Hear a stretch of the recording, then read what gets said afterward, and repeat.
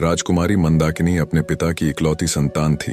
वो इतनी सुंदर थी कि उसकी सुंदरता के चर्चे अन्य राज्यों में भी थे।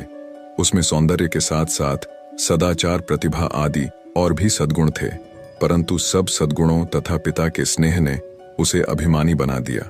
उसका अहंकार इतना बढ़ गया था कि वो किसी दूसरे को अपने सामने कुछ समझती ही नहीं थी।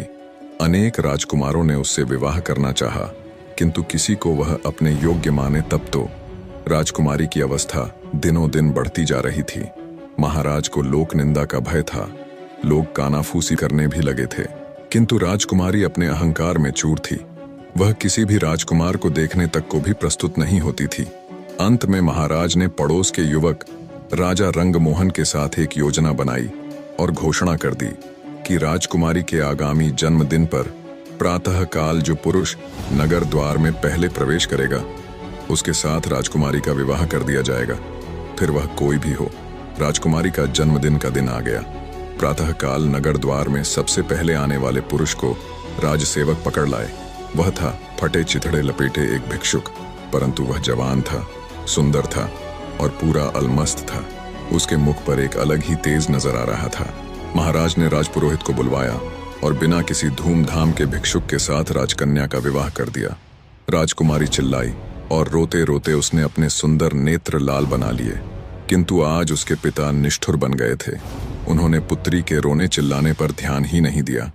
भिक्षुक को केवल 5 स्वर्ण मुद्रा देकर उन्होंने कहा, तू अपनी पत्नी को लेकर मेरे राज्य से शीघ्र निकल जा, और याद रखना, यदि फिर तू या तेरी पत्नी मेरे राज्य में आए तो प्राण दंड दिया जाएगा।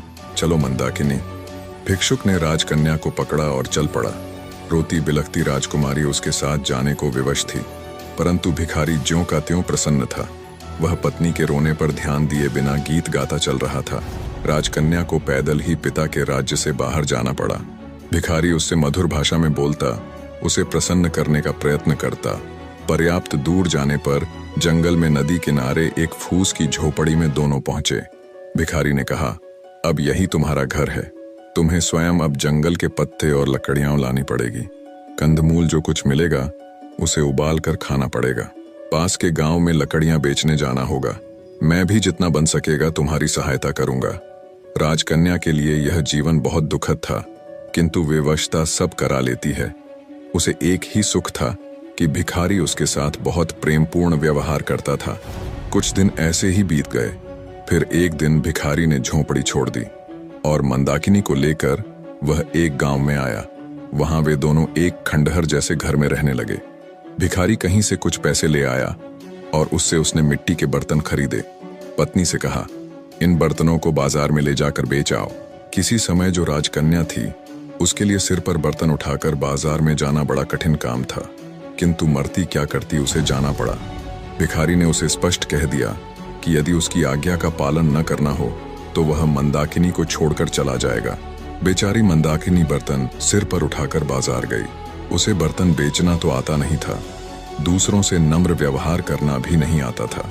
बाजार में बर्तन रखकर वह उनके पास खड़ी रही, क्योंकि जमीन पर बैठना उसे बहुत बुरा लग रहा था। उसे कुछ ही देर वहां खड़े हुए हुई थी कि एक घुड़सवार युवक बाजार में आया। उसने मंदाकिनी से बर्तनों के दाम पूछे। मंदाकिनी ने रूखे स्वर में दाम बताए तो घुड़सवार लौट पड़ा। मोड़ते समय उसका घोड़ा भड़क उठा।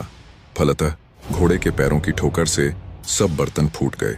घुड़सवार बिना कोई ध्यान दिए वहां से चला गया। अब मंदाकिनी को काटो तो खून नहीं। बेचारी रोती हुई घर लौटी। भिखारी आते ही क्रोधित होगा, ये बात सोच सोच कर उसके प्राण सूखे जा रहे थे। भिखारी आया तो देखा, रो रो कर मंदाकिनी की आंखें सूज गई थीं। वह कुछ नहीं बोला, परंतु दूसरे दिन कहा, मंदाकिनी, तुम्हें कुछ नहीं आता। मिट्टी के सभी बर्तन टूट गए। अब हम दोनों का निर्वाह कैसे होगा?